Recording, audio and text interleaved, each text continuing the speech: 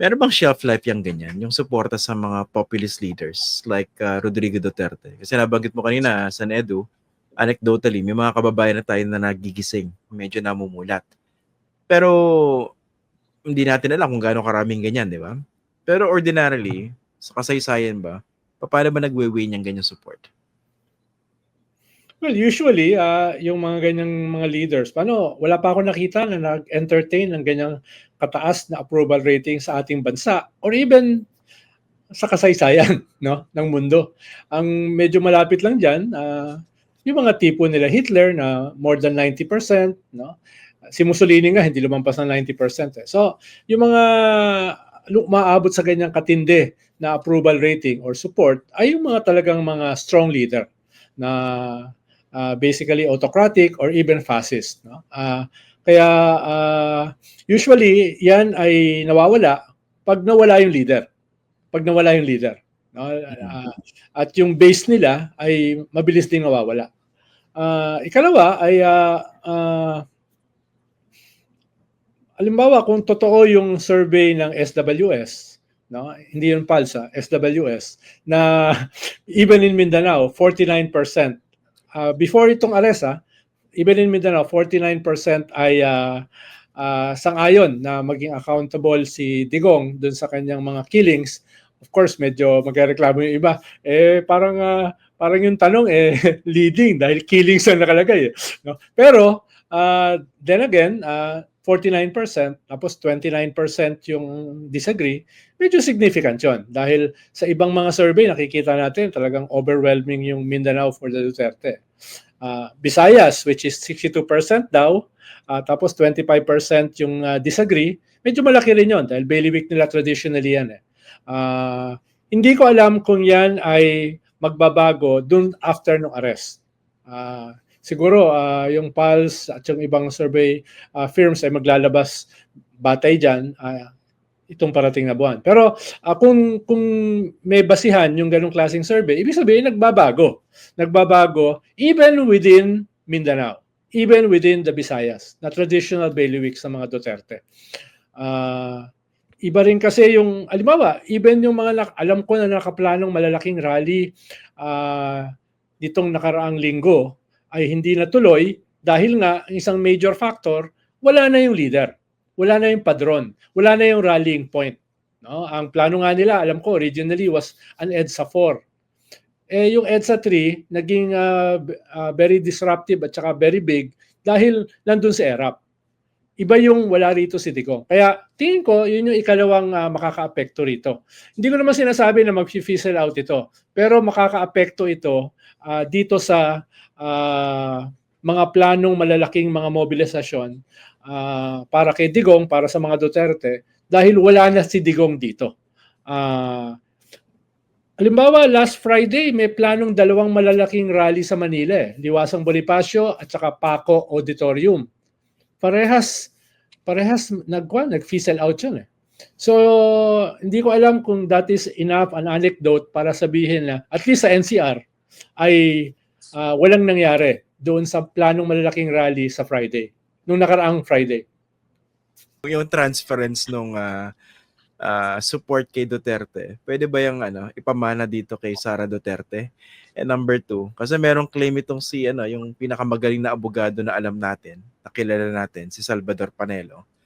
Sabi niya, kung mamatay daw si Digong, mukhang mananalo sa pagka-presidente itong si Sara, in so many words, di ba? Ano ba yan? Is that a foregone conclusion? What do you think? Well, sa akin hindi. Kahit na lumabas sa survey ngayon na lamang, for example, hypothetically, no? Si Sara Duterte, 2025 pa lang ngayon Hindi natin masasabi kung ano mangyayari sa 2028. Now, doon sa transference, maaaring may batayan yan, no? Pero sa akin, mas geographic sa Mindanao pa. Let's say Mindanao, 24% of the total voting population. Makukuha ba ni Sara lahat? No? Depende kung sino kalaban niya. No? Kung may draw rin sa Mindanao. So, definitely may transference, pero is it sufficient to win in a presidential election? It will really depend on who she will be up against, no, in 2028, and what the things that will happen between now and 2028. What if the father is convicted? No, what if she herself is impeached? I mean, convicted by the Senate and then eventually barred from running. So those are the things that may happen. But even if she is not convicted, it will depend on who will she be up against in 2028. So yun nakikita naman natin sa numero niya kay Sara, Vice Presidente Sara Duterte, bumagsak siya malaki sa National Capital Region sa Balance of Luzon. Two areas that already constitute a sizable majority, a majority of the voting population. Yung Visayas niya holding on sa Central pero hindi na ganun kalakas sa ibang area sa Visayas. Yung Mindanao na lang ang nagpapanatili ng kanyang slim majority trust and approval ratings. Makikita natin sa susunod na survey kung mananatili yon, kasi nakita namin nung February survey pa lang, tumaas yung suporta sa mga pro-digong senators, di ba? Nabanggit ko yan nung hindi tayo nag-usap, Christian. Whether that would be sustained, yun na nakita ko rin na itong survey na nilabas ng social weather stations, it seems that result that we saw in February seemed to have been retained in the March survey, although you cannot compare the two surveys because I don't know the methodology. But as a snapshot, the SW survey shows sustained increase on the part of those who are with the PDP Laban slate. Senedo.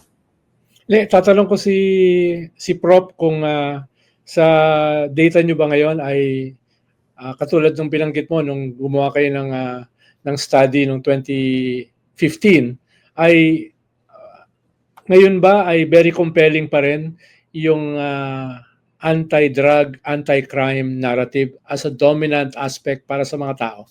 Or nagbago na siya dramatically? Noong February, natatanda ko, naging number 3 ulit yung fighting criminality, Senedo. Hindi siya nagta-top 5 prior to February.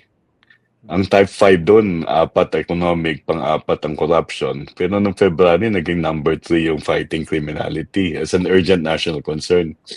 Pag tingnan mo, binake-down mo by area, mukhang nasa Mindanao So, ibig sabihin, may mensahe na nag-resonate sa Mindanao.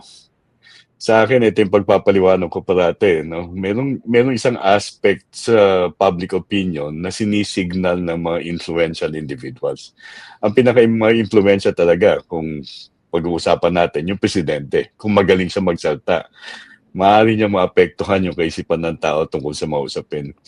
Pero ito, nakita natin ng February, tumaas yung fighting criminality as an urgent concern, number 3, at hindi across all areas. It was a majority of Mindanaoans who said this is an urgent concern, either first, second, or third rank concern for Mindanaoans. Anong driving force nun? Well, a number of things. Maybe it's really true that the criminality is increasing. Christian, natanda ko nakinig ako doon sa pag-interview mo kay kaibigan natin, si Pancho Lara, no? Na sa bar, merong increased political violence.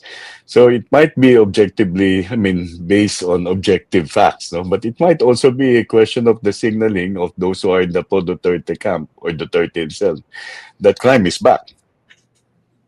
So those are the probabilities that you cannot in any way exclude. But we also saw that in some of the qualitative studies that we did as early as 2023 and 2024. Lumalabas na yun, nag-loosen up yung anti-drug campaign at bumalik yung mga petty users. And to a certain extent, although it's not a concern on the part of the community, they see it as a problem that has re-emerged. So, ang daling ibalik ng mga Duterte yan, no? Na kung may material basis yung kanilang claim, baka magre-resonate yung kanilang message. Yung tinatawag namin ng kaibigan ko sa disiplina, si Mark Thompson, kilala siguro ng Senedo yan. Parang na-interview ka na siya. Duterte nostalgia, no? It's a very early type of nostalgia, but it's like Duterte trying to bring back, well, mas maayos kaming lumaban sa krimen. Of course, yung mga oppose sa kanya, pinapatay niya yung kahit na hindi criminal. Pero pag gano'n, hindi ba kayang ano yan? Parang i-controvert ng datos? Kasi di ba may mga claim din yung Philippine National Police na mas mababa index crimes kumpara noon, di ba? Ano yan, natatalo ba sila sa messaging dahil mas effective yung nostalgia narrative nung kabilang kampo? Buti pa nung panahon namin. Yeah, pero ganun talaga. Kahit nung panahon ni Digong, di ba? Yung datos did not even matter. Sabi nga ni Sen Edu, bloated yung numbers ng drug addict. Nung sinabi ng PIDEA na hindi ho ganyan ang datos, tinanggal yung head ng PIDEA. Sa ngayon, sasabihin ng polis, DDB tinanggal. DDB. So ngayon, sasabihin ng pulis, mababa. Pero sasabihin naman ng mga, ika-counter naman yan ng mga pro-Duterte, bakit na sasabihin mataas? Kasi bakin sila ng, no? So, in a sense, again, we go back to the problem that we're having right now, which is actually, how do you shore up the facts rather than disinformation?